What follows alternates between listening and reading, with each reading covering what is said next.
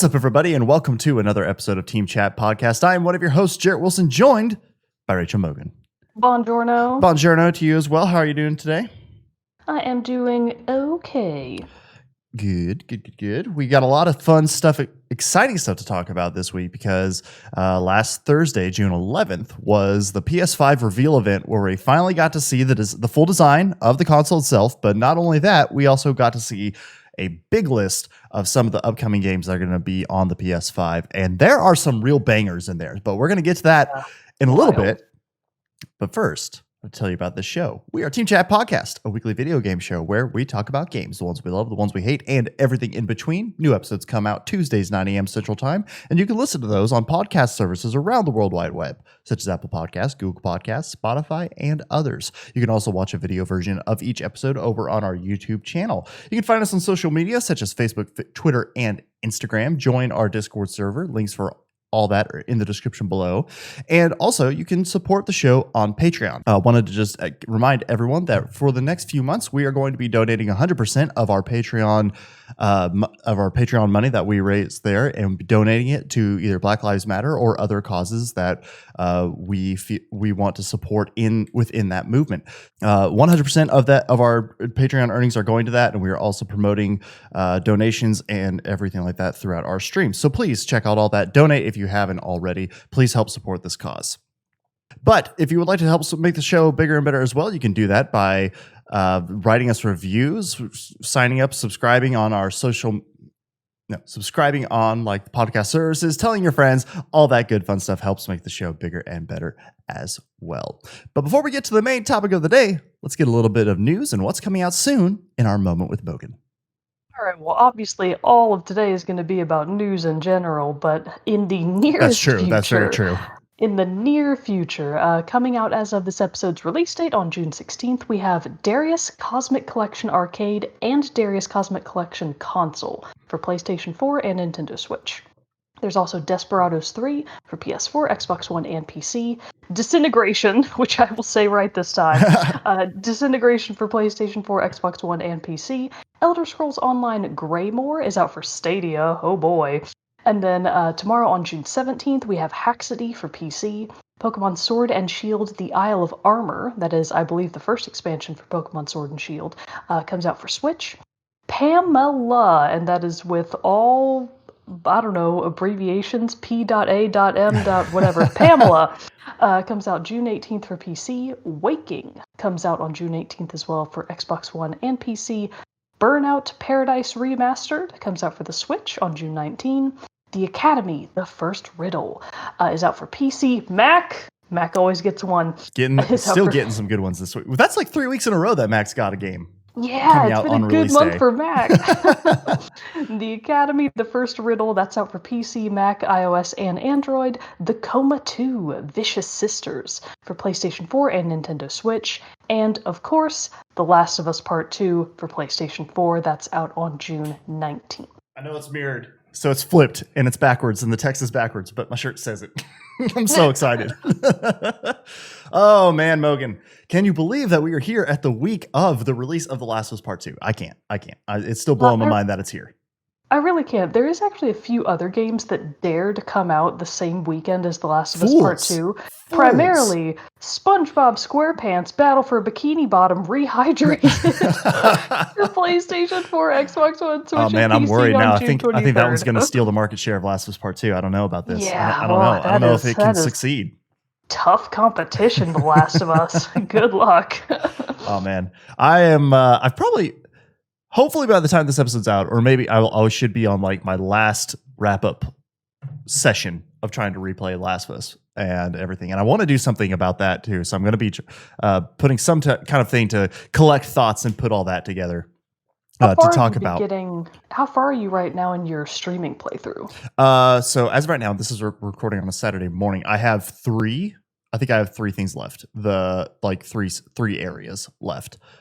So how it's kind of been going is I've been going in like 2-hour chunks, and that seems to like take care of a section of each area of like new story chapter or whatever. So I kind of feel like I maybe have like 3 more times I got to do it, or I'm kind of thinking maybe splitting it into 2 big ones, because once you get into the end game of that game, you just gotta you just got to blow through Yeah. it. But it was really fun though, because last time I did it, was able to finally play the Left Behind DLC, which was fantastic. I loved it. It was so good. Never played that before, right? No, I hadn't played it before because it was only 2 hours, and so it kind of felt weird to like play that outside of the story of the main game. So that's why I never wanted to just play it by itself. But going back and having it, and being able to play it where it fits into the story of The Last of Us and everything, and then getting this more even background of Ellie's story and everything like that was just, God, it was so good. So like, if you haven't played it yet, either like don't fix your mistakes like I just did, and go play the Left Behind DLC, because it's a fantastic addition to the Last of Us story. But no, waiting with bated breath. Can't wait. I got the collector's edition coming of it, so we'll be looking forward for an unboxing video of that as well. So it's gonna be some Last of Us heavy content at the end of the week. So I am excited. But also, what I'm excited about were the amazing lineup of games that we saw in the PS5 Reveal event. So should we just jump right in and talk about all this awesomeness that we saw?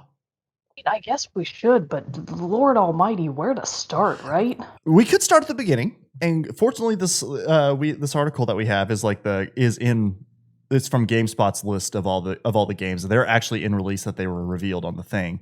Do we want to go through and talk about all of them? I mean, we can skip. We might as well say them all. It's not a super long list. No, I think we should at least mention all of them because it's not a super long list. And to start, I do have one. It's really one of my only complaints about the entire presentation. But I might as well start with the one and only complaint that I have, which is that they start this big stream, the future of gaming. Mm-hmm. And I mean, I guess I can kind of see the reasoning maybe, but they chose to start it by revealing that, oh boy, everybody's most favorite game that they're definitely not tired of, Grand Theft Auto 5 is coming to the PS5, and it's like, cool. I mean, I get it in the sense that Thanks. Rockstar is still making bank through Grand Theft Auto Online, so it makes sense for them to bring it to the next generation as well. And it's cool that it's like going to have it'll be expanded. They're adding new stuff, and it's not just like, here's this game again that you've had before, but also, hey, count your blessings. At least it wasn't Skyrim again. Actually, I was thinking it would have been funnier if it had been Skyrim, Wouldn't because that then have been just everybody would have been like, oh, Skyrim. Imagine how many people would have just closed out of it and just shut off the stream and just been like, nope, I'm done. You're throwing Skyrim in my face again. Get out of here. Get out of town. I think PlayStation Sony made a good choice by making the Twitch chat emotes only. They were like, no talking, emotes only. So when Grand Theft Auto and I think whatever, Gran Turismo, when Gran Turismo was shown kind of right after it, the chat was just blowing up with that emote that's like the guy falling asleep and snoring. And I was like, yeah, this is boring. I don't give a hot damn about Grand Theft Auto 5 or Gran Turismo 7, sorry, even though it is a new game. At least Gran Turismo 7 is a new game. But it just seemed like such a strange choice to me to launch your huge presentation on such like a non-future of gaming game. That's not the future of gaming, it's literally the past. And like, I just thought that was really funny. 7, like, it's an old game at this point. Yeah, it's an old ass game. Yeah, Grand Theft Auto 5 came out before Sam and I got married, so it's at least 6 years old. The PS5 can only make a game that old look so much better. I mean, I know they're remastering it to a certain extent, but it's like, Grand Theft Auto isn't a good-looking game really in the first place. Oh, really? You don't think it looks good? No, I think never liked the look of it. I think Grand Theft Auto looks great. Especially Maybe when it starts on... that's just a personal opinion, but I've always thought it's ugly. Oh, really? I didn't know that. But I mean, we also I do not like it. Neither of us have played a ton of... I haven't ever finished Grand Theft Auto 5. I've played around in it a lot, and I did just when it was free on the Epic Games Store, I did snatch it up because I'm like, yeah, I'll try it out and see how it looks on PC with like all these, the like upgraded graphics and everything like that. But from what I would get on my PS4... But still, Jarrett, I'll go on ahead and advise you now. Don't bother finishing it. You have so much else to look forward it's not. to I mean, now. it's. Oh yeah, I absolutely do. It's not on my list of like something I'm going to do like right now and be like, I got to jump into this game. But I was like, I want to play around with it some. I'll mess around with it. But so we started off. I really liked the montage that the whole thing started off with, like the past, like the going through the history of PlayStation games. Like that was pretty cool, and that super trippy reveal of all the PlayStation symbols at the very beginning, where it looked like an MC Escher like 3D design. I literally tweeted, I was like, did I eat some shrooms accidentally in my lunch? What is happening here with this? Because it is When it trippy as kicked off, hell. I had I didn't think it was that trippy, but that initial shot, I think I told this to you when we were chatting about it, that initial shot of like a black and gray room with this white kind of rectangular obelisk in the middle, I was like, oh my god, is this Control? Because Oh, it looked yeah. exactly like something you would see And in like how all the Control. pieces were So like building and falling into place and stuff like that. Yeah. but it wasn't red, so obviously not Yeah, Control. not Control, not Control. It wasn't the hiss taking over at all. But But so so then, that's Grand Theft Auto 5 yeah, that nobody cares about. In other news, what people do care about though is that the next reveal that they made was the standalone Spider-Man Miles Morales, which is got the Superman fans very excited and very excited to see that Miles Morales is not only building on Into the Spider-Verse and building up his popularity there outside of the comics, but now he's moving into the video games as well, which is pretty sweet. I have not played Spider-Man yet. Me neither. It does describe Spider-Man Miles Morales as it's not a complete sequel, it's an enhanced and expanded version of 2018's game. So in a lot of ways, it will be very, very similar to the 2018 Spider-Man, which was very well received. Oh, yeah. I gather that game is excellent, but I also haven't played it. But I do love Miles Morales. Obviously, like anyone with a brain, I watched Into the Spider-Verse, and it blew my mind. So I saw it in theaters 2 more times. One of my favorite movies. So I am actually mildly interested in a Spider-Man video game for once. Oh, wow. This one is finally caught my attention. Let's get you that copy for your review. Be looking forward to it at the end of this year, please. But so it's interesting though how much like confusion got spun up around that, because everybody was like, wait, so it's not a sequel, but it's not. Yeah. It almost really people they first made it sound like it was going to be like DLC. But then now, but now, like they've come out and had to clarify, like, no. Like the example I've seen thrown around a lot is it's like Uncharted Lost Legacy. It's its own game. It's standalone. You can buy it separately. You don't have to have Spider-Man, the first Spider-Man, but it's not like as big and probably like story scope as the and Spider-Man technologically speaking, it's not like they built this game from the ground up. Right, because they used a lot of assets and everything from the first Spider-Man. Exactly. Spider-Man. But so in terms of like crazy new technological advancements or wild new bits of gameplay, that's probably not what you're going to get, but it's more for the story. Yeah. Which, what a great story. Everybody loves Miles Morales. 10 out of 10. I mean, I recommend Into the Spider-Verse. It definitely, definitely this Into the Spider-Verse. But I am more excited about this one than I am of the original Spider-Man game, because it's just the thing. I know there are Spider-Man fans, and I like Spider-Man, but there have been so many iterations of Spider-Man in movies within the last, since just in the 2000s. Like over the last, which I guess is 20 years, but like still, it's like over the last however long since Sam Raimi's first Spider-Man came out to where we are now, like how many different iterations of Spider-Man that we've gone through. I've just been burned out on Spider-Man, so that's why I never felt like I want to play this. But Spider-Man Miles Morales looks pretty cool because of Into the Spider-Verse. I'm at that threshold of being like, I can't believe anyone is still daring to make new Spider-Man content. Oh yeah, it's like, why? We have enough. Please stop. Exactly. That's kind of how I felt about it. But then they did announce Gran Turismo 7, which isn't really our bag at all. But I will say about Gran Turismo, the thing about it, like I'm not a car racing guy in any way, shape, or form, but you got to give them props that the game looks pretty it looks fantastic. It, like, in terms of appearance, it looks gorgeous. I think that racing games in general, or at least Gran Turismo, has always kind of been on that cutting edge of like next generation console. We're going to launch our new game and it's going to maximize the features of what we now have to work with. So yeah, it looks amazing. Sounds great, I guess. I don't know the various car engine noises like many people do, so can't really comment on that. Yeah, vroom. But I just thought that it was... I have this thought all the time with racing games in particular.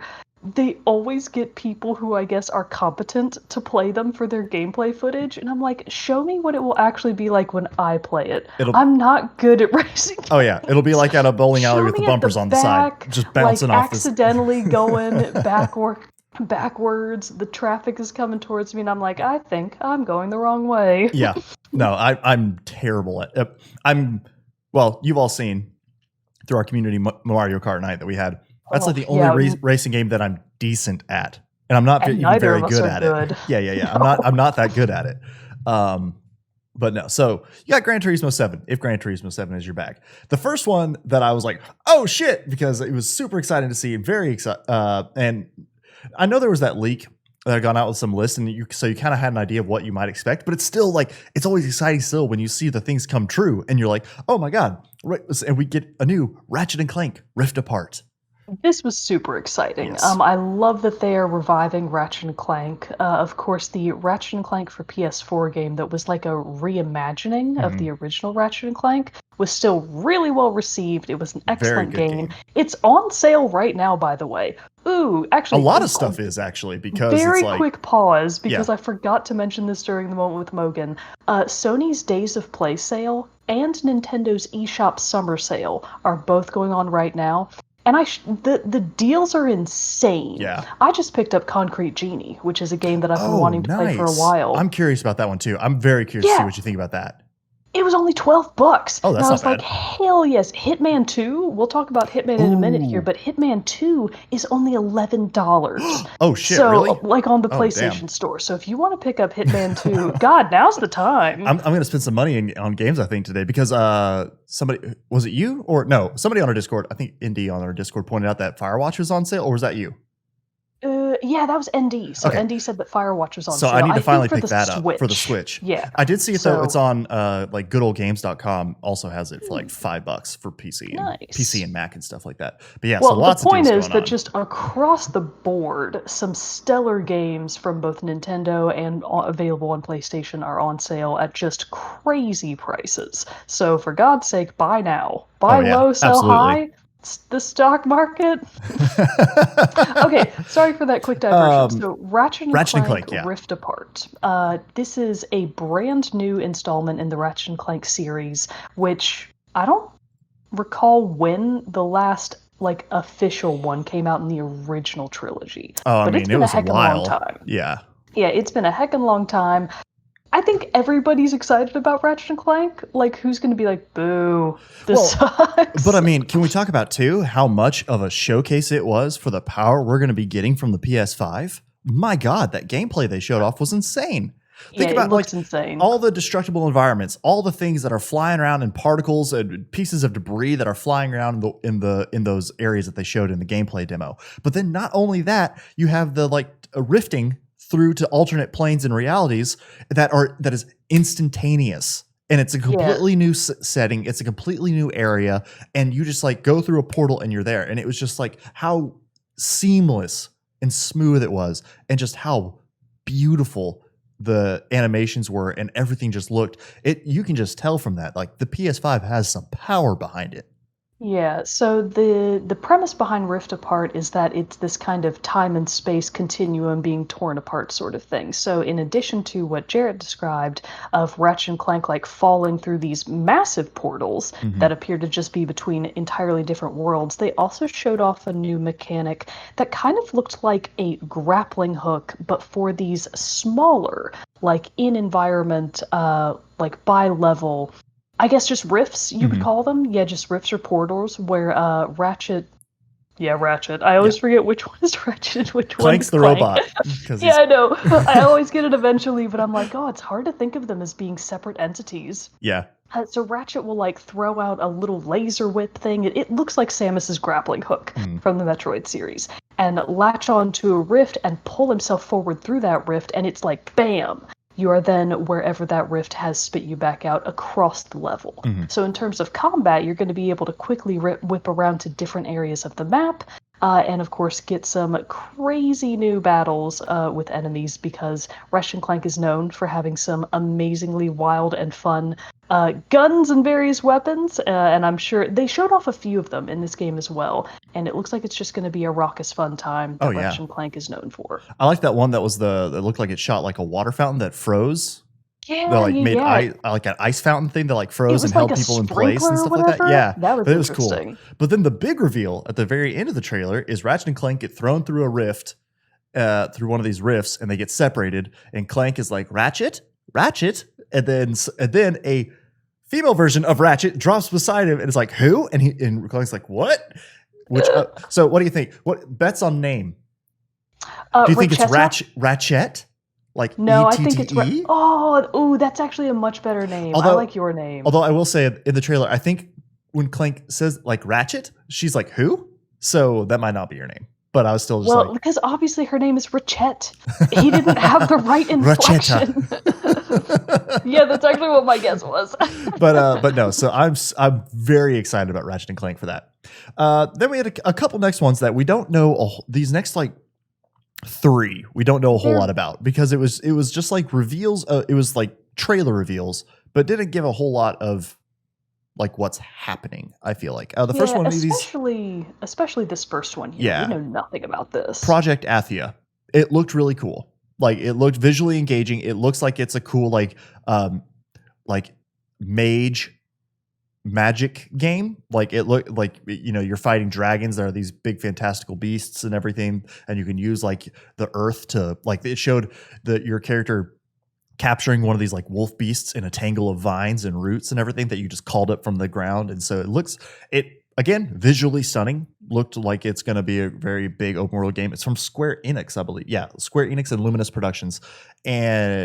But that's about all you know.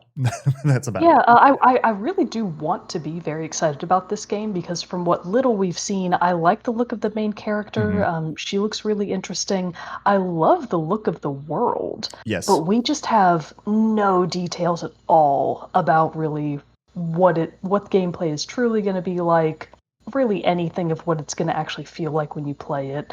So for now, I will I will mark myself down as cautiously optimistic. Yeah, I was kind of like breaking these games and like separating them into ones like that I'm very excited about, ones that I'm just like, okay, I'm curious to see where this one goes, and then ones I was like, I don't care.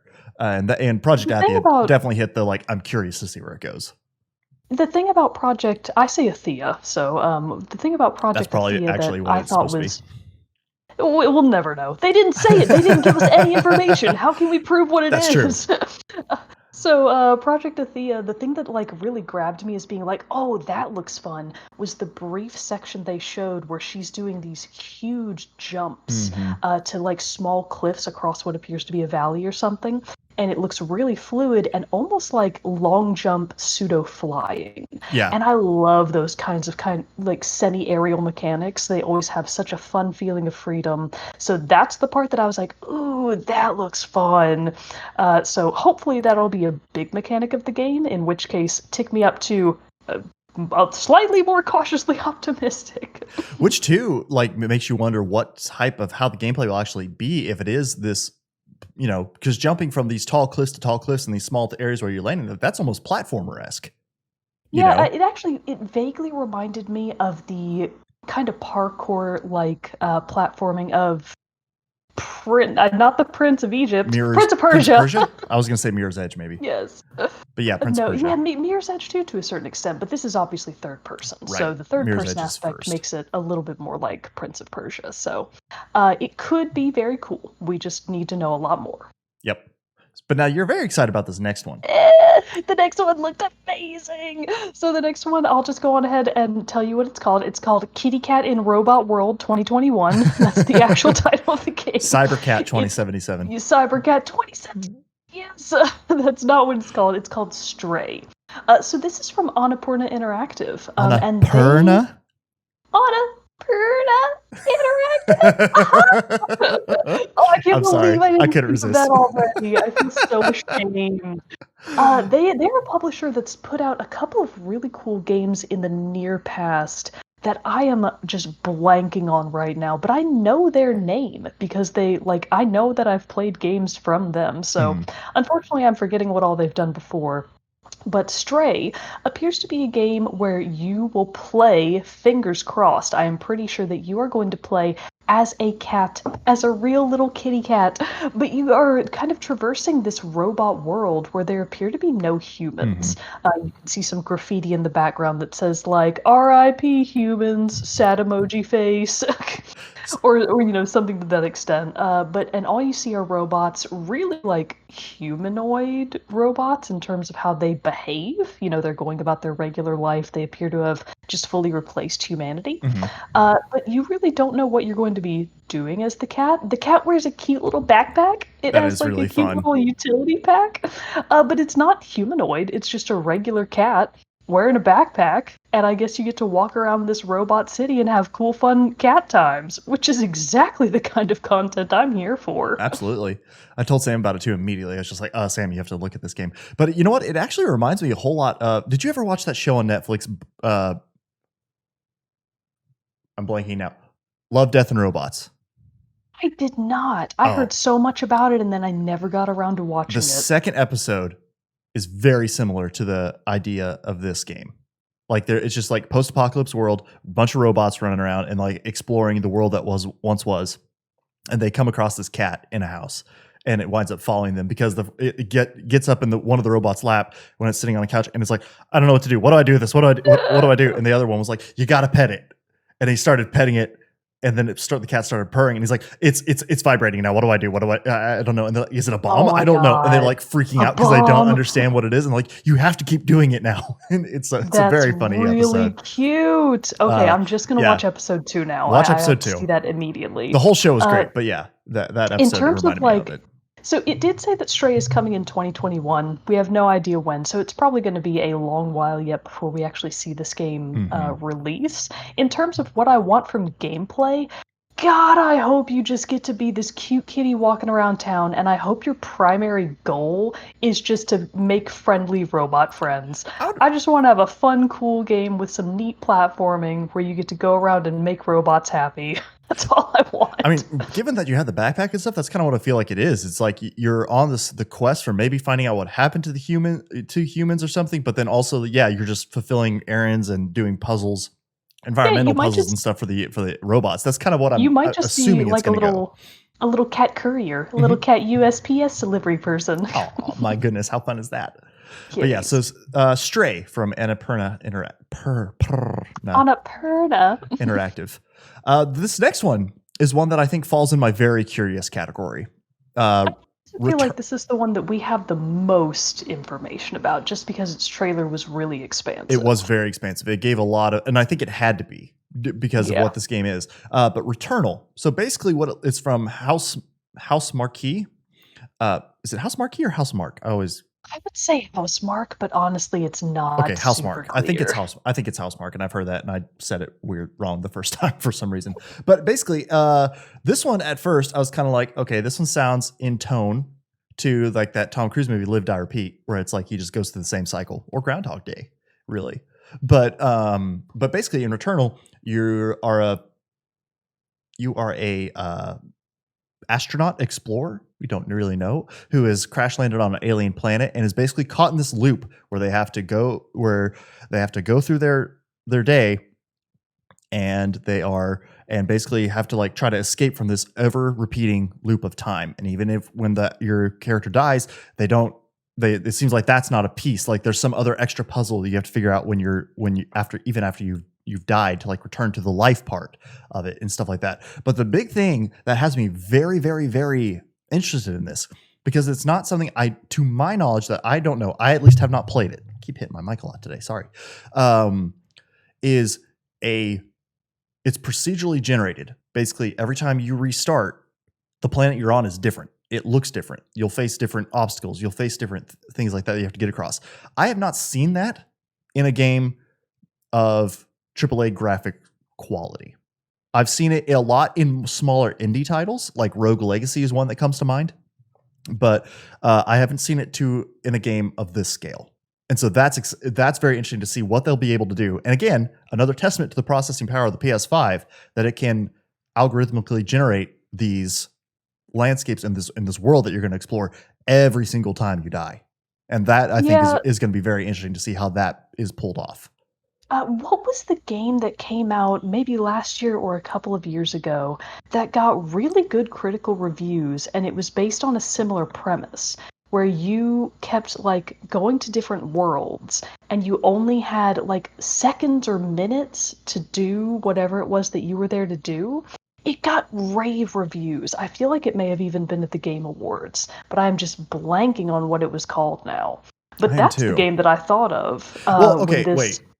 Oh, sorry. Go ahead. Sorry, I didn't mean to cut you off. So that's the game. I can't remember what it's called, but that's the game that I thought of when I saw this because it appears to be, you're trying to solve some sort of mystery, but you have to, in theory, make enough progress each time after you die to put it together, I guess.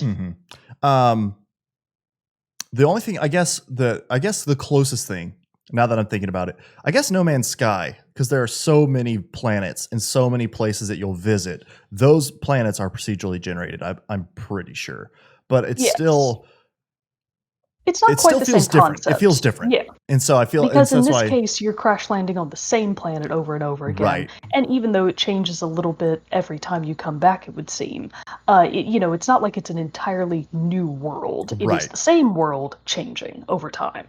Right. So because of that, I have a pretty big, like, I'm very curious about this reaction to Returnal. The trailer was great too. Very intense and Trailer very was just very like good. unsettling and just making you like, oh man, this is nerve wracking.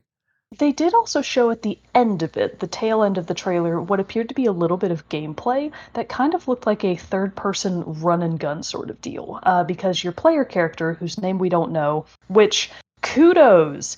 A+ star bonus point for some middle-aged woman integration in video games. She was solidly middle-aged. Yeah. She had actual wrinkles, and I was like, yes, finally, middle-aged women in games, and not just the polar opposite of teenager, early 20s, and old, old, old. Which old, old, old, obviously is my favorite kind Sniper of old grandmas, lady. Anna.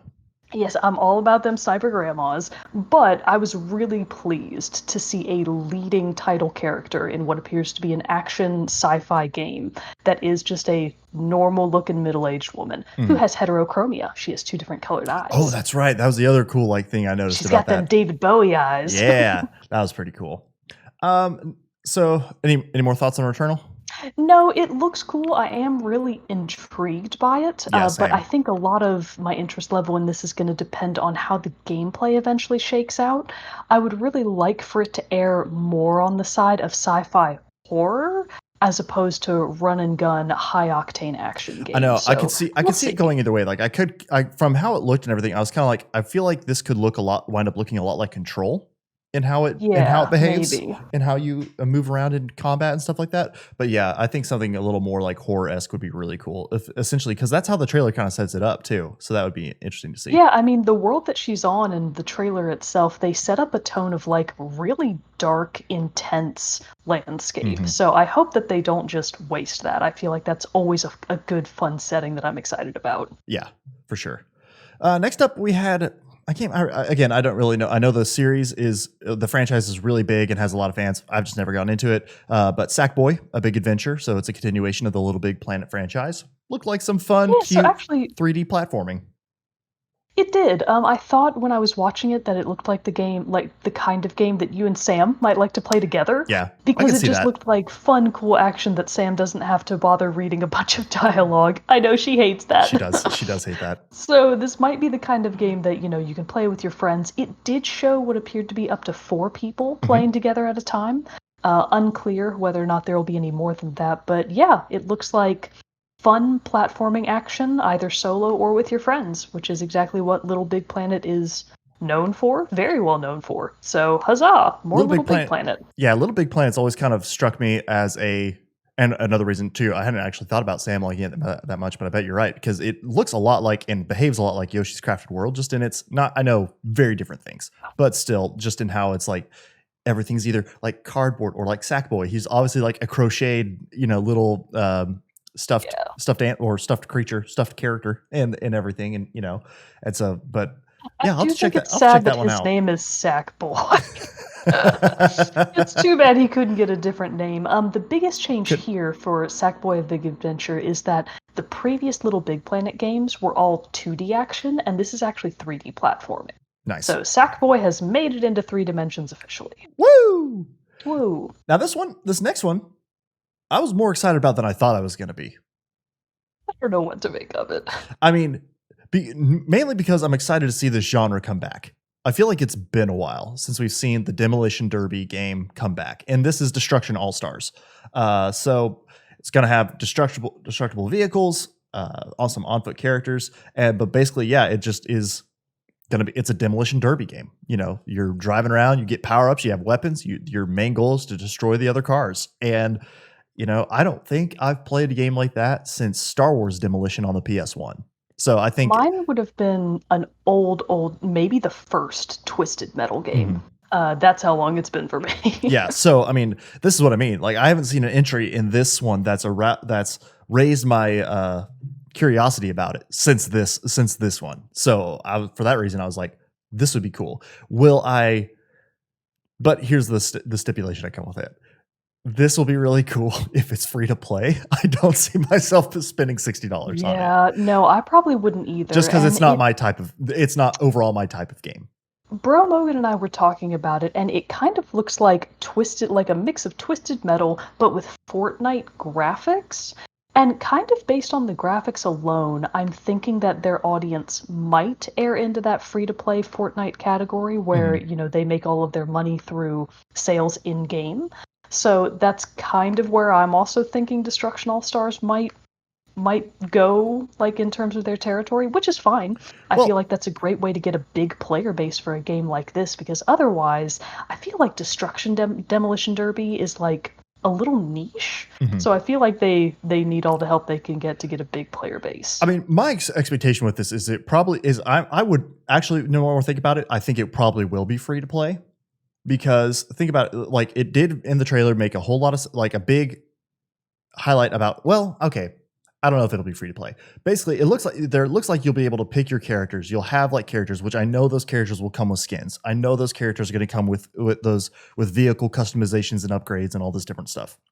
So it could follow like the Apex Legends route of doing it, where it is free to play. They have seasons, they have battle passes, and all this stuff to support it. Or it could go the Overwatch route, where it is you buy the base game and then they supply. You know, they have purchasable cosmetics, but then after that, every content like seasonal updates drops. You know, you can get like that. So I could see it going either of two ways, but I would not be surprised if it became free to play. Yeah.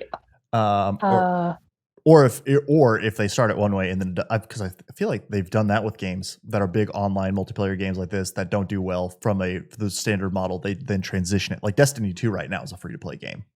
You can buy the base game get the base oh, game for free and start playing. no kidding. Um okay.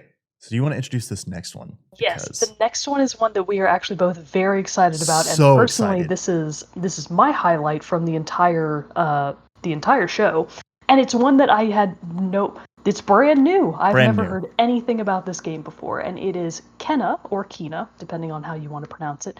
Kenna Bridge of Spirits. So that's Kena. So you can take whatever. I actually bet rewatched you the want on that. trailer and rewatched the trailer this morning and I well, now I'm getting a mix up in my head. Does But he it's say Kena? Kina. Because It's Kina. it's Kena. Yeah, yeah, Okay. yeah. So Kena Bridge of Spirits. So this game looks really interesting. So the trailer starts out with this, you know, kind of ominous male voice narrating sort of what's going on, and the scene slowly pans in over like some really beautiful, kind of magical forest-looking environments. You see some interesting, strange creatures.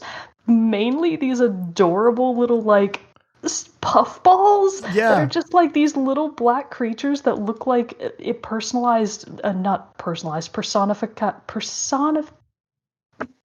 what is that word? Personified. God, I'm really struggling today.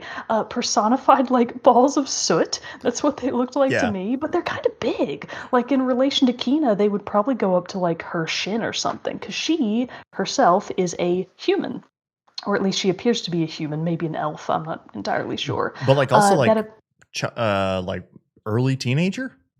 Yes, so she appears to be quite young. So Kina appears to be a young girl, you know, probably preteen, early teens, with a like magical staff that glows blue and something. And it just the takeaway is it's a magical looking world. You play as a really cute character named Kina.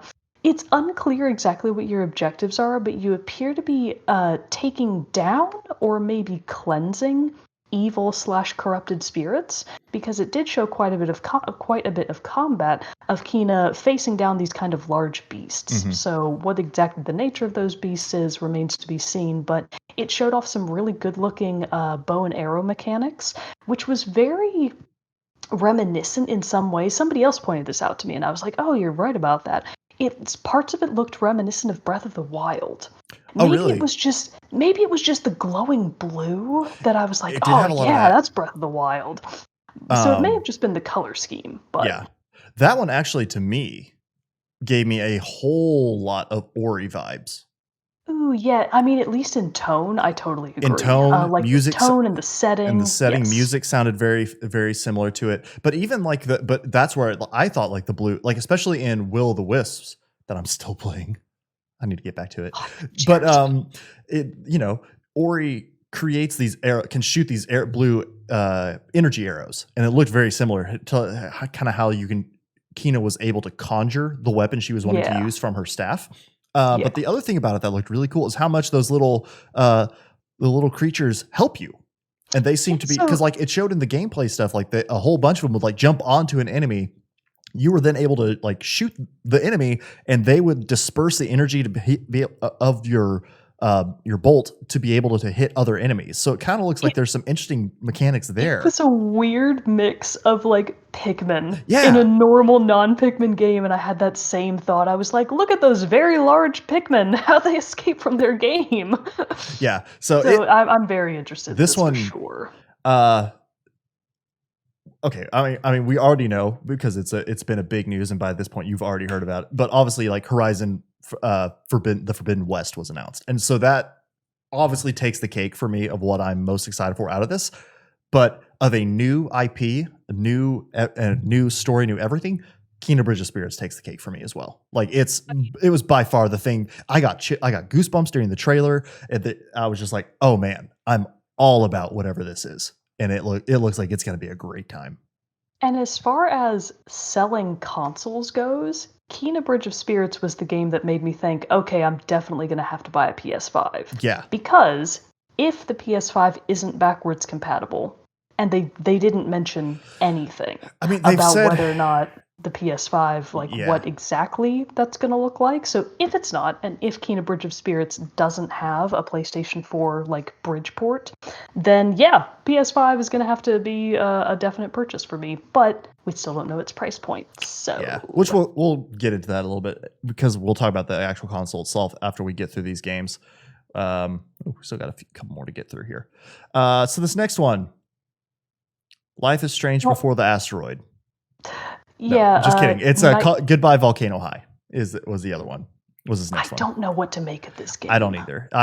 It definitely falls into my category. I was just like it. I know people enjoy games like that. It's not, but also I kind of thought about it. Life is Strange, and then I wound up loving Life is Strange. So who knows? The story of it could Well, be very enticing. the thing about Goodbye Volcano High, and I hate to say this, like I hate to be that person, and even as like the words leave my mouth, I'm like, God, I suck. But the art style for Goodbye Volcano High is so niche. Just didn't didn't work Like for you. yeah, for starters, it appears to be like 2D kind of drawn animation, which is really nice most of the time. Mhm. But the characters themselves are some sort of fantastical creatures that all kind of look like a mix of dinosaurs plus flying. Plus And I humans. just, yeah, plus Yeah. humans. But they're teenagers, and teenagers are already insufferable, let alone being fantasy dinosaurs. So I don't know. I feel like that one's kind of a hard sell. So we'll see. Maybe it comes out and it's just the game of an era. Who knows? But it's one of the ones that I was the least on board with. I Same hate for to say me. it. Same for me. Next up, we had Oddworld Soulstorm, which This I've was a never played. surprise. I've never played the Old World games. It did look like a very good big mix of just standard platforming, but then also like Lemmings and I guess Pikmin into some extent, because it looked like you were leading a whole bunch of Abe's, because that's the main character. Abe, I think. Yeah, Abe is Yeah. the main character. You were like leading a bunch of his people and always had like a big group of them with you. Like you were trying to get them to escapes. And I feel like you use them to help kind of like a la Pikmin to be able to do various things or unlock various pathways and whatever through the levels you go. That's kind of what it looked like from the trailer gameplay they were showing off. Yeah, I But agree. looked cool. Looked very visually. That's what the thing though. I will say. I know that there were a couple a couple games like Goodbye Volcano High that didn't necessarily resonate with us artistically, but for the most part, all these games were visually just like, Oh yeah, of holy shit, course. these are great. That's not to say that Goodbye Volcano High doesn't have great animation quality. Yeah. It looks really good. It's Just wasn't our personal preference. just not up our alley. But Oddworld, I think maybe this was one of the ones that was on that leaked list of games that people thought were rumored to be for the PS5. Mhm. I still wasn't expecting it. I guess I just blotted that out of my mind. So when I saw New Oddworld, I was like, huh, no kidding. That's a strange franchise to try to bring back from the dead. Because it's been a long time since one of those It's came out. been Have you a played long any of them? I time. never have. We had the first one. Oh, I'm okay. pretty sure that we had the first one for PlayStation 1. And what I remember of Oddworld, which is very patchy, Bro Mogan played Oddworld more than I did. Mhm. I remember it being a lot more kind of like dark humor, certainly, but a little bit more based on like gross humor and kind of being like crass a little bit. Yeah. So the trailer kind of, I had this weird disconnect of being like, wow, in tone of like this super dark, intense story about like freeing all of his people or whatever. I was like, that does not seem very Oddworld to me. I haven't played the games in literal 20 years, or more, because this would have been PlayStation 1 era. But it seemed very non-Oddworld to me, at least in its tone. So who knows how it's actually going to be? Might be great. Yep. Might suck. Don't know. Definitely another one though for me that I was like, I don't really, just because I have no experience with the franchise. I was just like, not the bigger one of mine. But so there were two games in this one, in this whole reveal, that I was like, I don't know what's going on, because these, like, I just don't understand it. But they were both interesting looking games. This first one, Ghostwire Tokyo. This is from Bethesda and Tango Gameworks, which we had known about this game before, but had a very brief reveal. And now we actually got a very full-fledged trailer and some gameplay.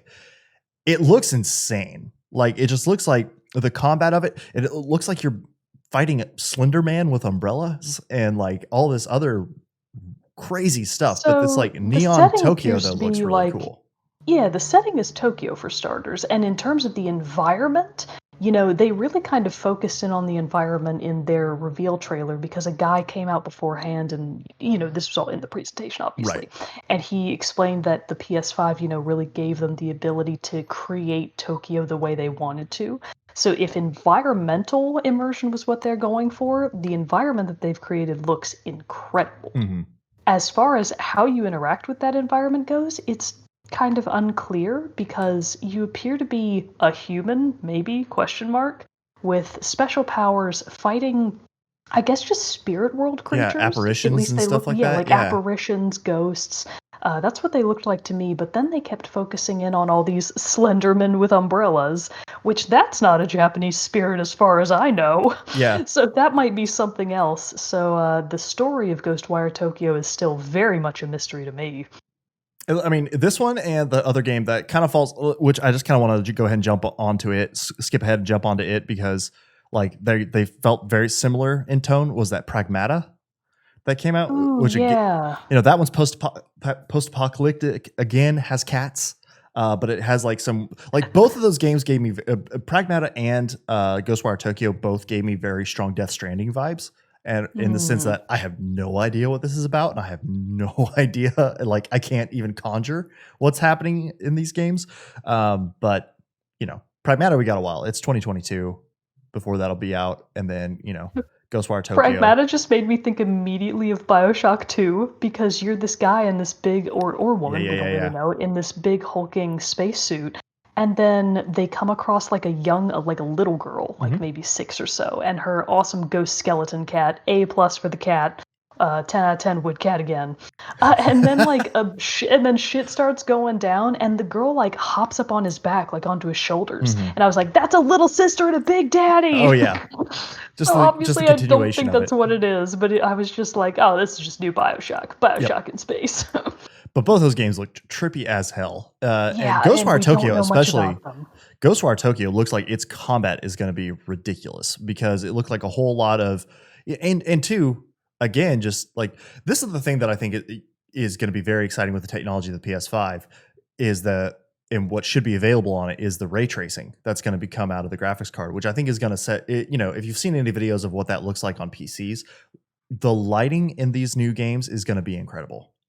Like in the aesthetics they're going to be able to do and just the graphical quality and how they're going to be able to show off and create these environments. And that's why I think something like Ghostwire Tokyo, which created this very vibrant, bright, colorful Tokyo, but also think about how much of the combat was so bright, like the bolts of like energy you're shooting from your hands, how bright and luminous they were and just so colorful and all these different, again, there's so much detail put into these.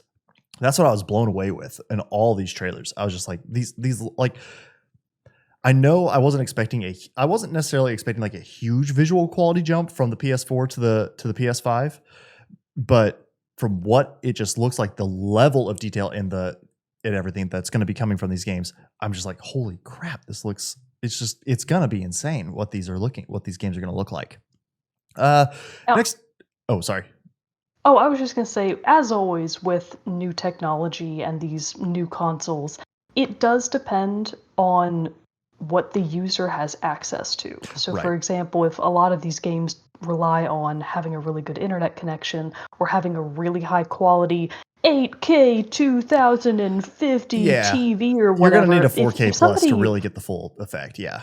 yeah, and many people still don't have that. So Right. that's always something that is annoying to me is that many of these, it's the progress, it's the nature of progress. Mm-hmm. But also, if you don't have whatever companion pieces to the PS5 make it look the best, you're probably not going to get the level that they were at least it's showcasing in this presentation. Right. I mean, it's still going to look better than what you're rolling with on your PS4.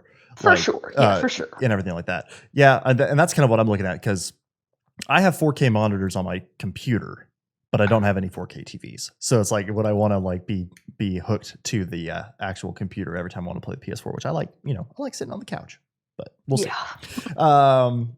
This next one was another big meh for me. Jet the Far Shore. Like the trailer didn't really do anything for me. It felt very slow. It felt like something we've seen a ton before. That like Earth's in peril. Go to a new planet and you gotta settle on it. Yeah, I was just kind of like this looks like No Man's Sky, but then not even as pretty as No Man's Sky. Like it was. Yeah, the world that they showed looked real bummer town. Like it was just, which maybe that's the point. But it was still real dreary. Yeah, I just didn't. No, that one did nothing for me. I'm not gonna lie. Just skip. Same. Let's just skip over it. I have nothing to say about it either. Sorry. Godfall. So we've seen a little bit of this one. This one was revealed a few months ago. It looks like a God of War-esque. Like the combat style of it reminded me a whole lot of God of War, and just like the new God of War, in that just a lot of intense, chaotic combat from a third person perspective. You're gonna have a lot of effects and massive attacks and combos and probably that you can pull off. And the big thing that they're promoting is that you're gonna have these like incredibly detailed and badass looking suits of armor. Looked cool. Not one that I'm necessarily super jazzed about though. So I do have some tentative hopes for Godfall being potentially a fun multiplayer game because some of the combat did look like it might be multiplayer. Or at least have some multiplayer capabilities. So if you're able to play like co-op, play online with your friends, that could be pretty fun. Mm-hmm. Everybody likes a nice no-brainer every now and then. Just press the buttons, do the melee, win the game. I wonder if it would be something similar in its combat style to like For Honor. That's more of like very, For Honor has very, I hope not. God. For Honor has a very... Don't do that, Godfall. It has a very complex combat system, but I mean, same as like with Mortal Kombat or something like that, or Tekken even, like you have the moves and the combos. So I wonder if it'll be something like that, or if it is like hit square for a light attack, hit triangle for a heavy, like if it's going to be something like that, or if it's going to be more of a combination of pairing your attacks, like which way you deflect and guard with your weapons and shield and stuff like that. I don't know. I very strongly doubt it's going to be that complex. Nothing about the trailer. It would make me more interested if it would be. It may be, but nothing about the trailer seemed to imply precision inputs, we'll Yeah, say. that's true. It looked like a whole bunch of smashing. Yeah, it looked more like Dynasty Warriors to me, Hmm. in terms of it being just this giant melee hack and slash. Hack and slash, Yeah, that's the hack word and I'm slash. looking for. But anyway, so Godfall. Maybe There it it will is. be good. We'll see. Solar Ash. I didn't really have any thoughts on this one either. It's from the creators of Hyperlight Drift. Which is a very good game. So it does look really interesting, and I love the look of the game overall and the graphic style that they went with. I'm pretty intrigued. Obviously, again, just need to know more about the gameplay. Don't really know what to expect here. But the characters that they showed, there was kind of just the player character and then what appeared to be a goddess-like creature. Looked interesting, Oh, yeah. so I would be pretty interested in that. Then we had Hitman 3, which is going to be the conclusion of the new Hitman trilogy that's come out with Hitman 1, 2, and now 3. That one is coming out in January, so that's not too much farther on the horizon. And just looks to be a continuation of Hitman. I mean, it just looks like Hitman, like a Hitman game. Although it was really funny that they made the big point. They were like, all right, and now we're going to show off, Agent 47 on the top of the world in Dubai. And I was like, oh, cool. We're going to see like a gameplay of a mission. And then it just like showed Agent 47 walking around in that really tall skyscraper in Dubai. And I was like, oh, okay. It was the tiniest amount of gameplay, like literally seconds. Yeah. And then most of the rest of it was cinematic trailers, which is fine, but those don't tell you anything about the game. Exactly. But the Hitman games, I think, are kind of like cult classics, right? People love Hitman. The one I've played, I've only played one. I played Hitman Absolution, and it was a lot of fun. It's a very much a game where it's like, I thought going into it, the very first time I played it, and yes, I realized that it was completely opposite of how the game is supposed to be played. I did try to go in a guns a-blazing, and it was like, Jared, nope, for God's sake. I know, I'm sometimes I'm a little hard-headed in areas like that. And so it took me a second to realize, oh, no, how I kill them, how silently I take out the targets, how little extra collateral damage there is, all works together to build up the score. And once I figured that out and realized that's how this game is supposed to be played, it was a very fun but methodical experience, because it is very much like you got to analyze the movement patterns of the guards. You've got to figure out places that you can sabotage or get around, shortcuts, different things like that. It's complex, it's stealthy, and it's methodical. And so I very much enjoyed it by the time I got to the end of it, or by the end of it and everything. And once I got into how the game is supposed to be played. So Hitman is one, especially, I mean, I got all excited when you told me Hitman 2 was $11. Like, I want to try it out for sure and try it, because Hitman Absolution was PS3. So I want to see what Hitman looks like on PS4. What's funny is that I feel like I should have gotten on the Hitman train a long time ago, because you know how much I love the Dishonored series. Yeah. Those games are incredible. And even though they have the option to play in a very in-your-face, guns a-blazing kind of way, kill them all, I never play it that way. I always go the very, very total stealth route. Right. So I love stealth games, obviously, because that's the only way that I will play Dishonored. So maybe I really just need to get on Hitman and see if I actually like it, because if it's, stellar stealth game, why not?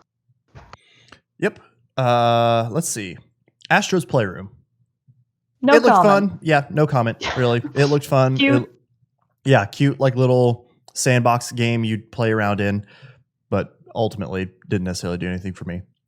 Yep, moving on. Little Devil Inside. We are very excited. This is another one we're very excited in. about. Yeah. Yeah. This is one.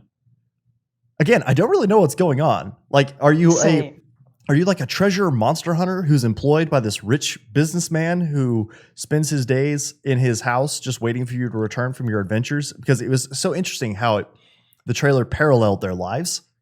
Your character, is out risking their life to fight all these characters, and then the other guy is sleeping, sitting in the bath, taking a poo on the toilet at that one point. It's just like, what's happening here? Like, what's all this? But it seemed very, I don't know. It just felt very unique. Everything about it.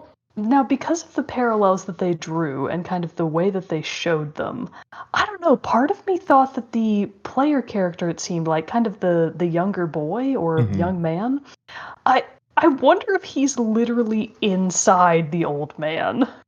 Like Oh, at some point.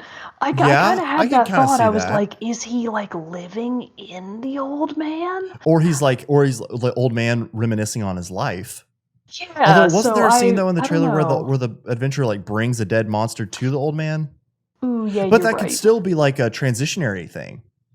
Yeah, maybe so. It's like I you go mean, off on the they adventure as the young boy and then come back to the old man and then you go do something else and then he's like, "Oh, I remember this time when I was doing hunting for this creature." Then it goes back and like Yeah, and yeah. then you jump back in. I don't know. Maybe something like that. But that's a good I'm curious about that though. That's a good idea. I may have just kind of blocked out that first part. So, anyways, we'll see. The point is, like this and Kena are the Yeah. two new games that are totally new IPs that I'm real excited about, just because they look like they have the most potential. Mhm. So Well, we'll see. and two, I was very much into how much it looks like there will be the level of combat mechanics that you'll get to play at Yeah, and it as little looked Adele pretty inside in because it looks like you depth. have a little pistol that you can shoot. It looks like you have a shield, you have a sword of some kind. You can create bombs and use bombs as well. But it looks very much like how you were able to in this trailer, you were able to block an attacking creature with your shield, then immediately shoot him with a pistol, then attack with a sword. So it looks like there's going to be some pretty in-depth combat to it, which for a game with its art style, I wasn't necessarily anticipating. Because it does look like it's a mix of more of a kid and adult adventure. I feel like because I mean there are some big fantastical monsters, but you are having to do a lot of combat and having to do a lot of fighting. But the art style of it is what really has me very curious about it because it's cell. Would you describe it as cell shaded, but also looks like it's cardboard? Yeah, it You know? looks like almost paper crafted. Yeah, Like this interesting, it doesn't entirely look like paper, but yeah. it just Saying it's what full you on want it to look cardboard isn't the right way to describe it, but just like how yeah. it looks like somebody took like boxes, cardboard boxes, and folded them and created these characters out of them, and then made them Yeah. look CG. So It's it's fascinating. very fascinating. I was into it in a big way. NBA 2K21. Here's my official statement. Play basketball, everybody. Yeah, my official statement. Sports ball games on the yearly are a scam. Do not buy them. They literally just want your money. Don't do it, people. Also, I feel so bad for the athletes, like the real life athletes that keep getting dragged into these marketing campaigns. It's like, dude, just let that guy live his life. I mean, unless they Like, want to be on the 2K21 trailer. I mean, because in the trailer it was, the one thing that I did see and I was like, oh, that's impressive is when it did the close up of I believe it was Zion Williamson's face, and he had all the sweat and like how detailed that was. Granted, it's trailer, but it was still rendered in engine, so we can anticipate at some point maybe seeing something similar. That shot pulled up, and I was like, oh man, like that looks but really think about good. when you're actually playing the game. Like when you're actually playing the Yeah, basketball, you're not gonna you're notice not that. going to get that. You're No, not gonna you're notice not going to that notice that. It's not going to matter. as much. I Sports mean, games are a scam. Don't buy them. I still think like it could again testament to the power and what we could start coming to see from this console. Another delightful surprise, Bug Snacks.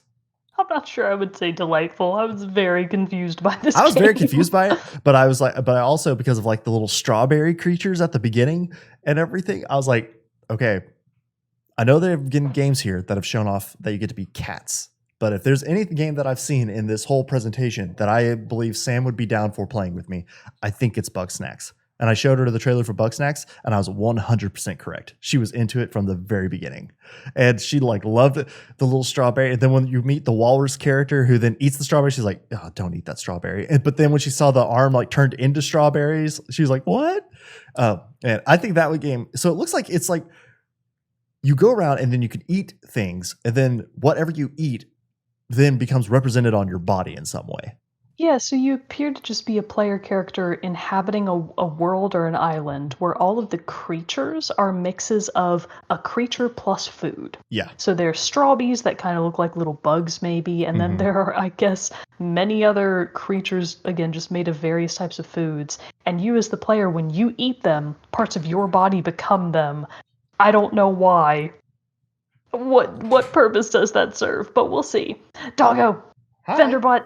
But my favorite part, and I think it had this trailer had the funniest thing that I laughed at the most through all these games. Although I know not all these games were necessarily like comedic. But I still loved how at the end of that one, that like mayor or whatever came up to the horse and was like, so I tried carrying a torch with my weenie hands and it dropped and I dropped it and the whole town's on fire. And you're like, oh no. Oh I no. just love that. I tried carrying a torch with my weenie hands because he has hot dog hands. Yeah, like just hysterical.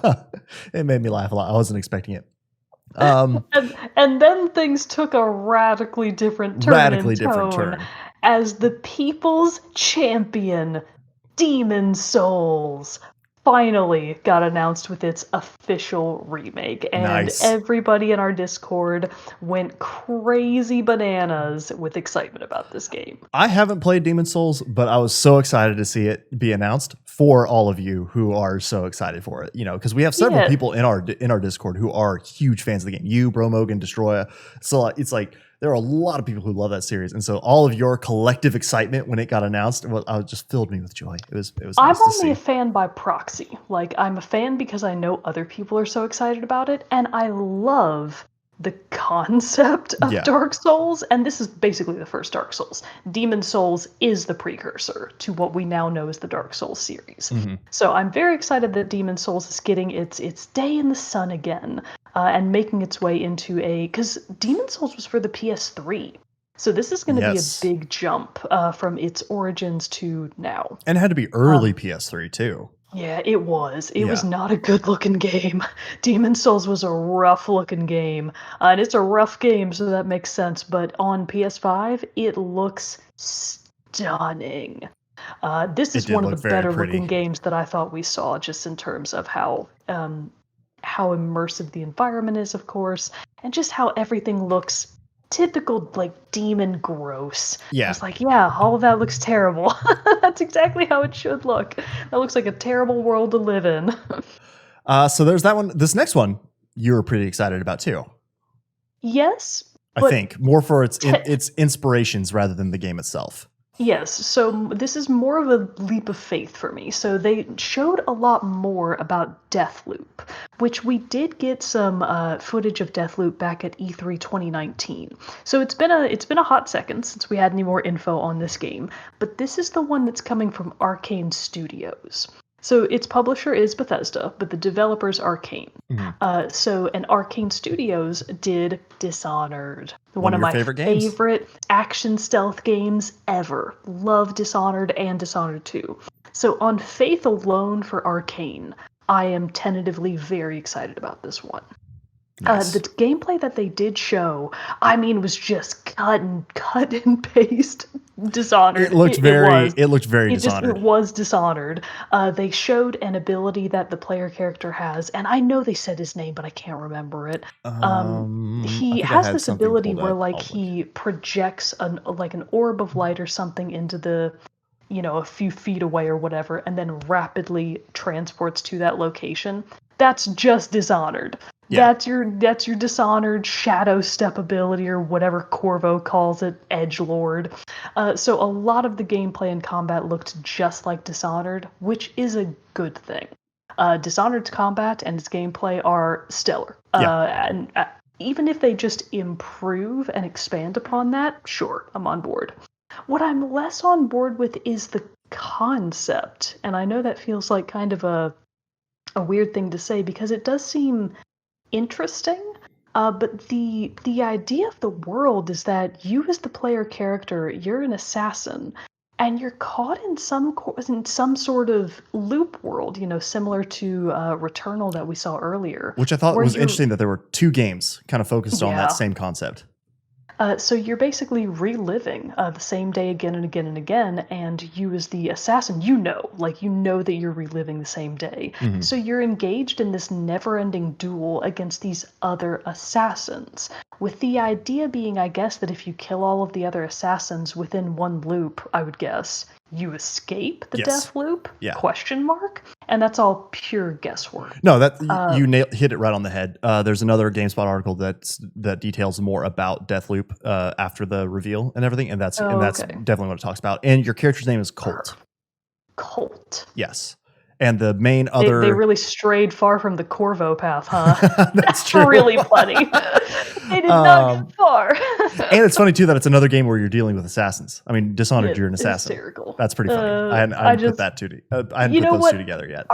Let's say this: Arcade knows what they're about, Mhm. and it's fine to know what you're about. Oh yeah. do what you do well. That's okay.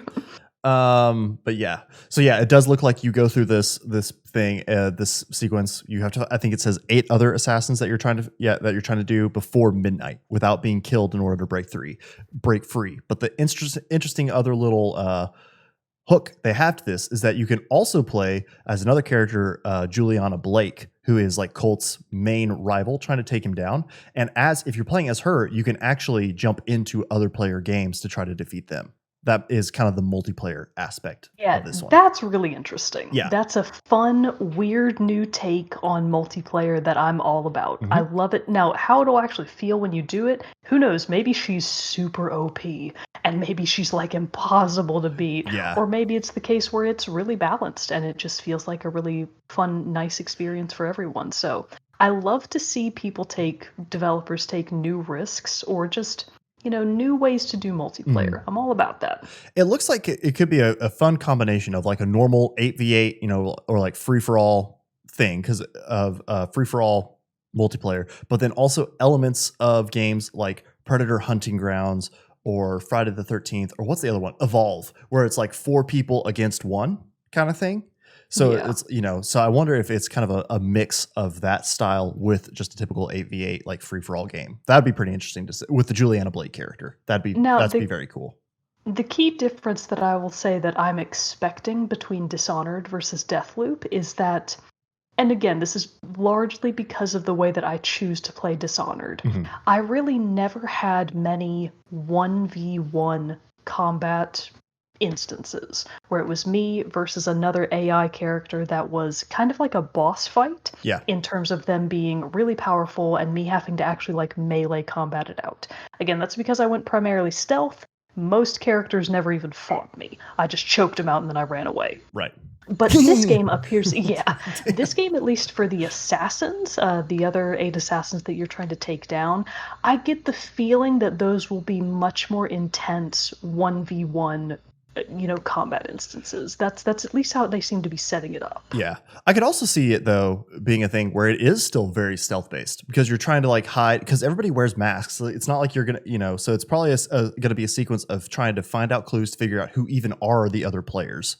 And then, being able to take them down without alerting everybody else. So I bet there's still a pretty complex stealth mechanic to it all. I don't mean that there's not going to be stealth. There absolutely will be. I mean with the assassins in particular, because they showed what appeared to be some actual like full frontal, okay, now you're fighting this person. Yes. Which in Dishonored, you absolutely have ways to never do that. Right. So will that still be something that's the case? I don't know. But it seemed to me that it was setting up, and in tone especially, it was setting up kind of a more raucous looking time. So I'm just expecting that those fights against the other assassins will be a little bit more direct. Yeah, definitely. I would think so. Next up, we had Resident Evil Village. Resident Evil 8, Bloodborne. And I gotta say, I haven't really been like super excited in a Resident Evil game in a while. This one I think will bring me back in though, because I loved the setting of it. The setting of it looks very Van Helsing-esque, and it's just like with this village that you're in, that you're having in it, and you're fighting like what look to be werewolf-esque creatures, and everything like that. So I was very much into the look and the feel of Resident Evil Village. Looks like I'm gonna need it to scare me next year. Yeah. It looked like to me to almost be a setting of like the 1800s, where everything like just this old village kind of frozen in time. So there was like a big castle too, right? Yeah, there was a big castle. Like it looked like the creepy German countryside or something, and I was like, okay, I get on board with this. I was on board with it, and plus we get Chris Redfield back again. So there you go. Okay, we already talked about Pragmata. Oh my God! Somebody pointed out, this GameSpot article pointed out that the village is VIII 8.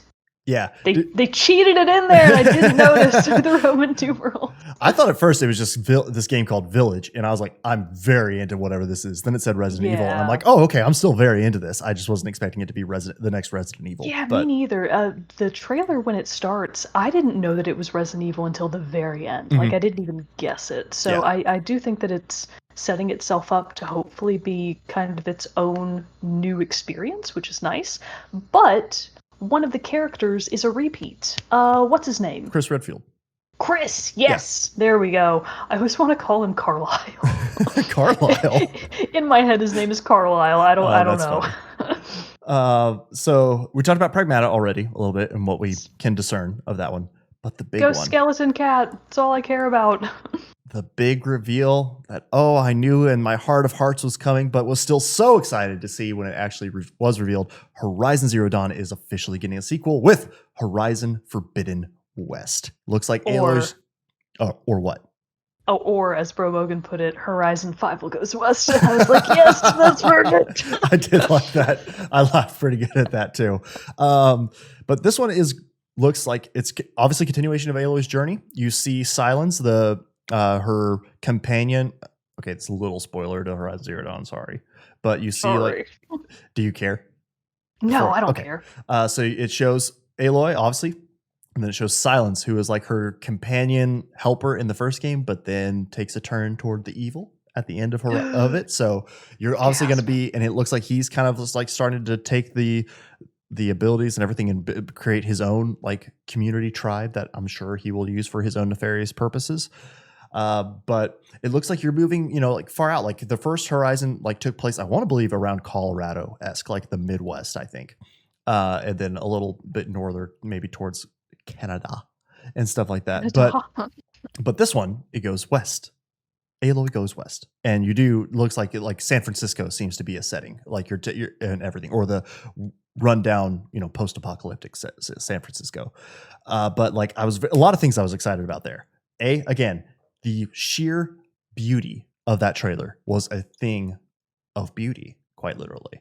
The game looked like it's going to be, again, visually stunning, but I did love to see the new creature designs, the new machine designs that we're going to have, like the one that looked like a huge snapping turtle. That was awesome. Yeah, that was a cool looking one for sure. The freaking war elephants. Can we talk about that? I lost my ever-loving mind when I saw they popped up and I was like, holy shit.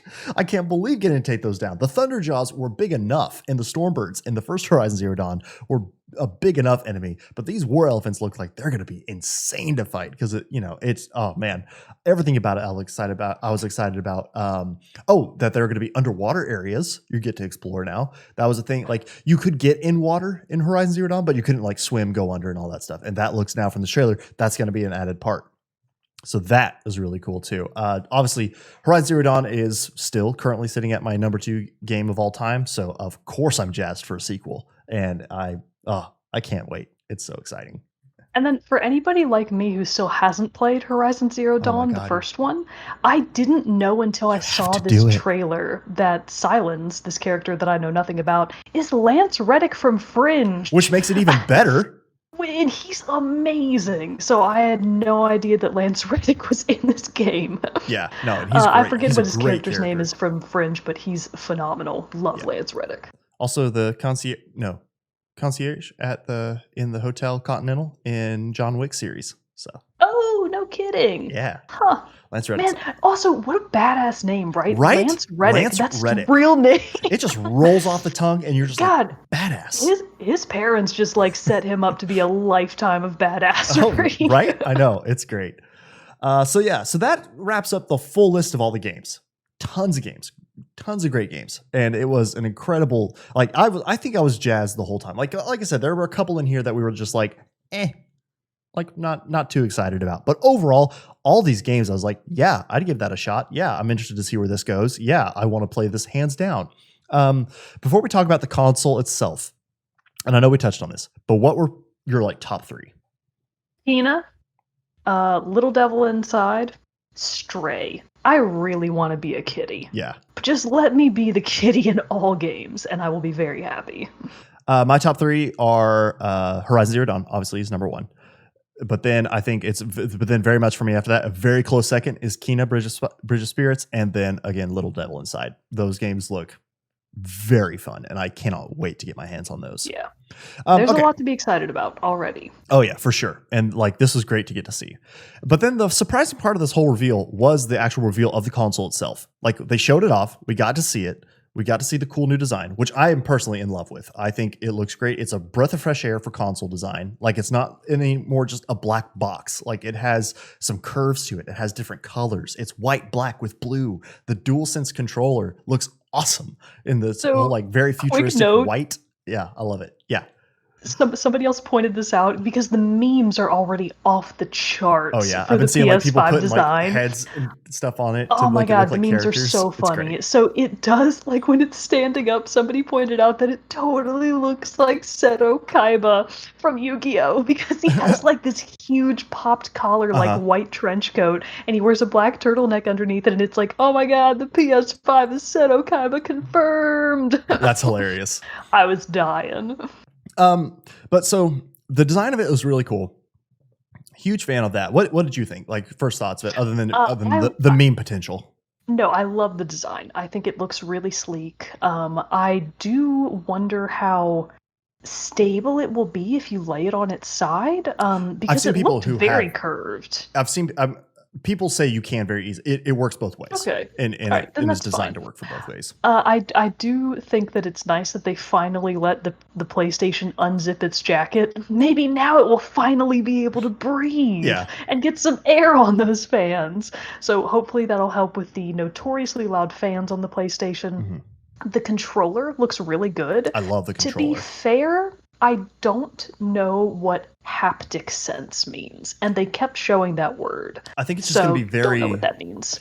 From what my understanding of it is, that it's going to be very specific vibration feedback. Like, so they could have just called it the HD Rumble, like the Nintendo Switch did. Haptic feedback or haptic sense? Are you kidding? It's very elitist. I don't know how to describe it. I don't like it. I just think it's going to be like, you're going to get very specific like vibrations to the lower part of your palm, like for basic things, and to help you like gauge like the tension of your bowstring, stuff like that. So I think it'll be very interesting to see how those technologies come into play.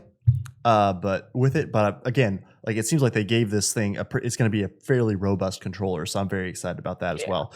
I don't really want to dive into like the full tech specs of it because A, I don't understand what a lot of those do in general, but B, you can go read them. Like we just that's boring.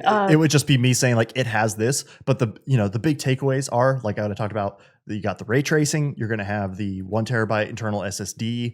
It's going to have a big processing power. Obviously, like there are going to I think load screens now are going to be a thing of the past. Like I think after with this, you say that now. I mean, Jared, don't say that. I don't know. I mean, there will be load screens in the when you first are loading your save, but I think for like in-game load screens, I think greatly minimized at the beginning, and I think by the end of the console cycle, they're going to be gone. I just don't think. How quickly you forget Anthem. How quickly you forget. I don't forget, but I think that the power of this machine is that's the goal. What people are trying to get away from. I mean, and there may be load screens, but just like brief, very quick, like not these like minute long things that we've been used to in this generation. I'm not even going to guess that. I will believe it when I see it. I'm not. Well, then I'm being the bold one making the strong prediction. Here we go. But then the other thing that I'm also excited about, but yet I need more detail on, because again, the big things about this is they didn't talk about backwards compatibility and they didn't talk about price, but they did give us two different models of the PS5. The normal, like standard one with a disk drive, which is going to have like the 4K capabilities and all this other stuff. And then there's the all digital version that doesn't have a disk drive. Very similar to the Xbox One S, I believe, that doesn't have a disk drive. So I'm like, off the bat, I'm like, okay, I'm warming up to buying and going all digital. It just makes more sense, especially when I want to be able to quickly switch out and play other games. I don't want to have to get off the couch. It's a cause of pure laziness. That's really the only impetus behind this. But I also do know for specific games, I will want to have a physical version. And then also the big tie-in is, how is this going to work with backwards compatibility? So like, is it going to be with like Xbox One, how they have it currently, where like if you have an Xbox 360 game, you can put the disc in, it'll download the like whatever adaptions or stuff that it needs to be able to make it work on the Xbox One X.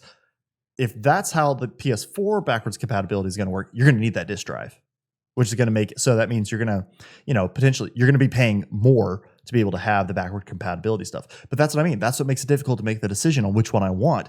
If backwards compatibility is going to be like, cool, you have this game and you like register it in some way on their websites, I don't know how they want to do it. I'm not smart enough to figure out how they want to do it. But if there was a way where you could have these physical older games, these physical PS4 games that I have so many of, and then be able to get them onto the all digital PS5, if they were able to do that, that would be really amazing. I don't see how that's possible, though. Yeah, I was about to say, is that just theory? Are you getting that from somewhere? Oh, no, this is me just theorizing about how they would handle that. Because, obviously, if you've been all digital and you have all these old digital games, anyway, like the games you get through the PS Plus program, if you're going to get those are all digital. Those will be there. Like that shouldn't matter. But like I have a lot of PS3 games. I have a lot of PS4 games that are all physical. So it's like, how is that going to work with the all digital? That's what I want to see. I don't think. But if they have a solution, then I might go the all digital route. I don't know. Yeah, it's hard to say without the information.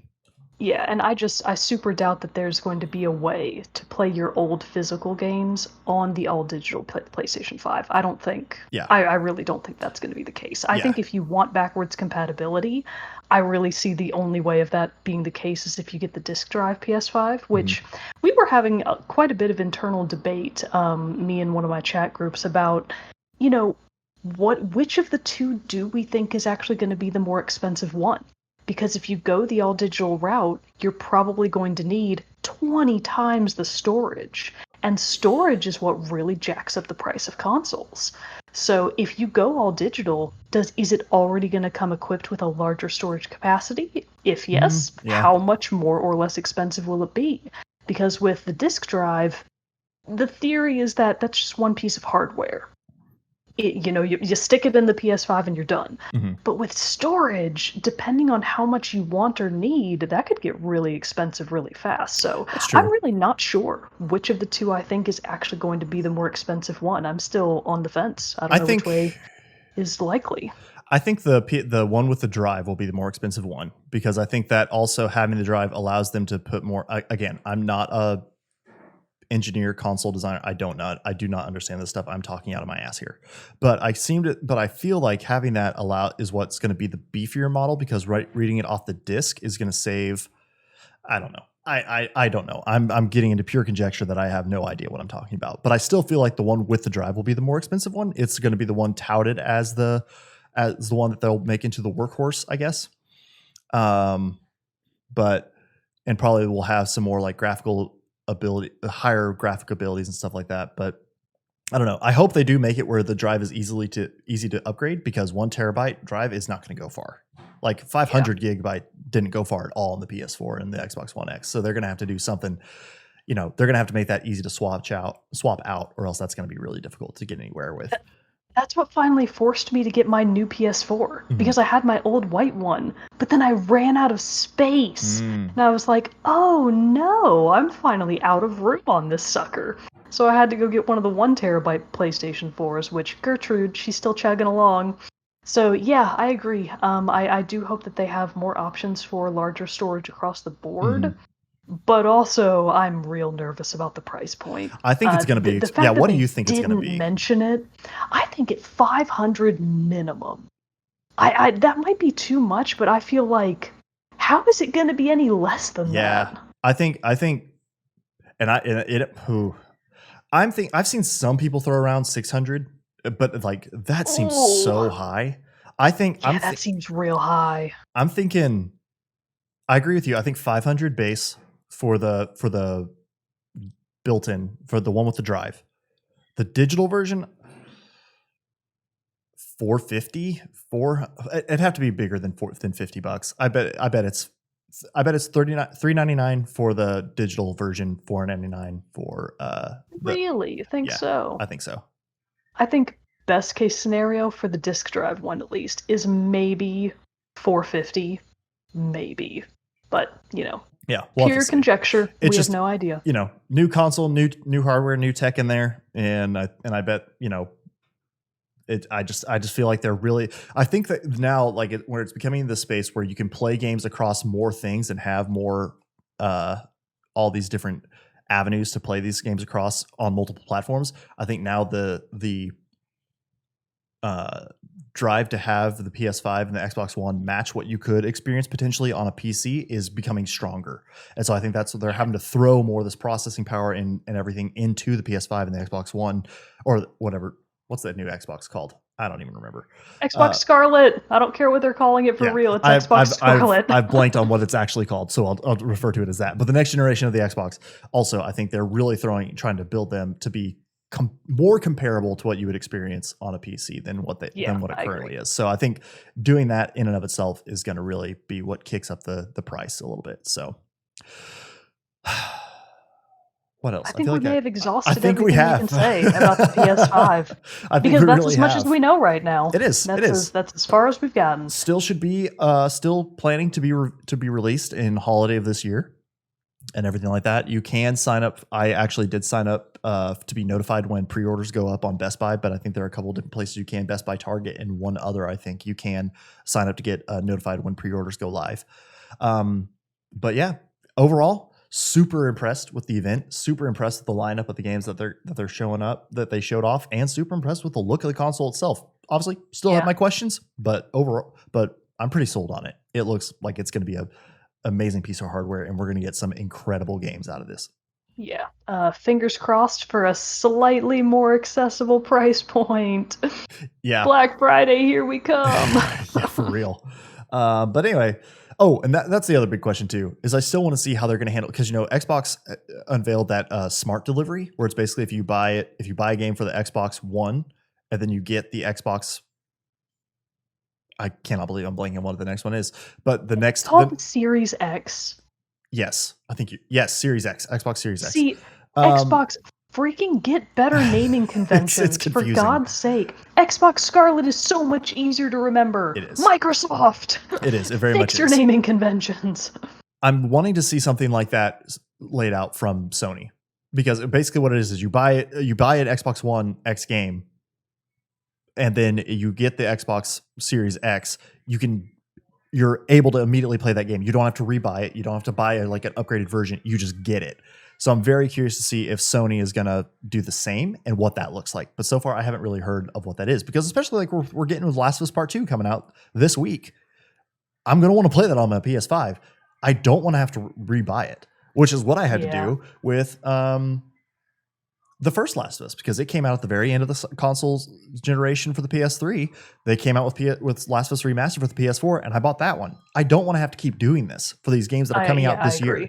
So I need Sony to give me some kind of question, some kind of answer there about what I can expect. Yeah. But other than that, we look forward with bated breath, with anticipation from Rocky Horror. I wonder how tired of that Tim Curry is. Oh, he's probably so tired of it. Oh God, he's probably so tired of it, or he loves it. One of the two. But anyway, so before we go though, obviously though, send us all your thoughts. We want to know what games really got you the most excited, which ones you were kind of about. We want to hear all that from you. So please let us know by sending us an email at teamchatpodcast@gmail.com. Join us on our Discord server. You can chat about us there. Let us know in the comments below across the social media. We'd love to hear from you.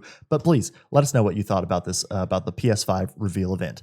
But before we go, we do have to do our soundtrack spotlight, which, since it was one of our favorite games from this reveal, we're going to focus on the trailer music from Kena Bridge of Spirits, which was composed and produced by Jason Galati, featuring traditional Balinese composition by Diwa Putu Barata, and performed by Gamelan Kudamani of Pingosakan, Bali. So that's from the YouTube description of the channel where I'm getting all this stuff from. But so yeah, an incredible piece of music. Like I said, very reminiscent of Ori and the Blind Forest and stuff like that. So I'm immediately in and immediately all on board for this music. So please listen to the trailer music from Kena Bridge of Spirits after the close, which is pretty much now. Until next time, everybody, I'm one of your hosts, Jarrett Wilson, joined by Rachel Mogan. Adios. We'll see you all next week for another fun gaming topic. Until then, stick around for the song.